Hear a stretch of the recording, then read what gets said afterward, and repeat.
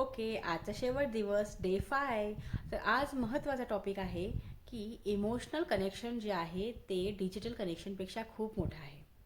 तर आज आपण शिकणार आहोत एम्पथी, इमोशनल स्ट्रेंथ आणि रिलेशनशिप बिल्डिंग. मग ती कशी करायची?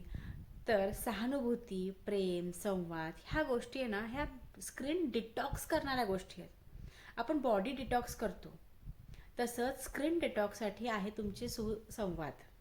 घरातल्यांबरोबर सहानुभूती असणे, संवाद असणे. त्यानंतर रिलेशनशिप बिल्डिंग कसं करायचं?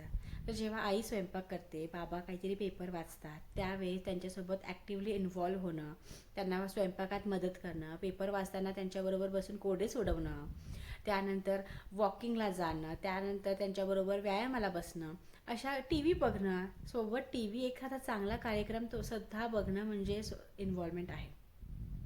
ह्या गोष्टी लक्षात ठेवा. मुलांना ना मोबाईलच्या उजेडापेक्षा तुमच्या मायेच्या स्पर्शाची जास्त गरज आहे. सो आज रात्रीचं चॅलेंज आहे की मुलांना सोबत घ्या, त्यांच्यासोबत खूप छान गप्पा मारा, त्यांच्यासोबत एक इमोशनल बॉन्ड निर्माण करा. हे खूप महत्त्वाचं आहे. चांगले संवाद जेव्हा आपण मुलांसोबत साधतो, आई वडील त्यांच्यासोबत जेव्हा असतात तेव्हा ते सिक्युअर फील करतात. आणि जेव्हा माणूस सिक्युअर्ड असतो ना, तेव्हाच तो खूप चांगला ग्रो करतो.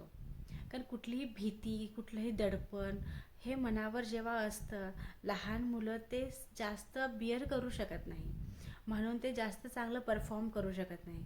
पण जेव्हा त्यांचे आई वडील त्यांच्यासोबत असतात ना, तेव्हा ते इमोशनली खूप स्टेबल होतात. त्यांना एक आधार असतो, ते सिक्युअर फील करतात आणि त्यांचं परफॉर्मन्स वाढतं. सो नक्की ट्राय करा. फक्त ऐकू नका, पण हे ट्राय करा, कमेंट करा आणि सबस्क्राईब पण करा, जेणेकरून आपल्या नवीन सिरीज, नवीन व्हिडिओज तुम्हाला नक्की बघायला मिळतील. थँक्यू. Happy parenting.